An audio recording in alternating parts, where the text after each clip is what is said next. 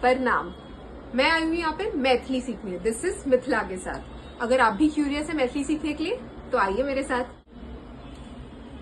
This is Mithila.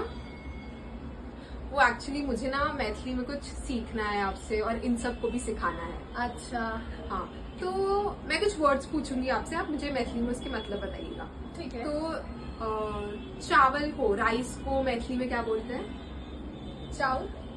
अच्छा, और खा रही हूँ को क्या बोलेंगे? खा रहल छी।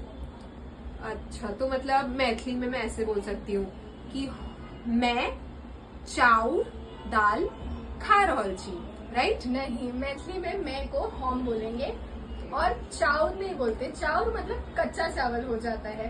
तो वैसे ही चावल के 3 डेरिवेटिव्स होते हैं, चाउर, भात और अक्षत। अक्षत रहता है जो हम भगवान को चढ़ाते हैं, कच्चा चावल। और चावल मतलब चाउर होता है, और जब वो चावल पक जाता है तो हम उसे भात बोलते हैं। तो मैथिली में होगा हम भात दाल खा रहल छी। ओ, तो हम भात दाल खा रहल छी, मैं दाल चावल खा रही हूँ। इजी। इजी।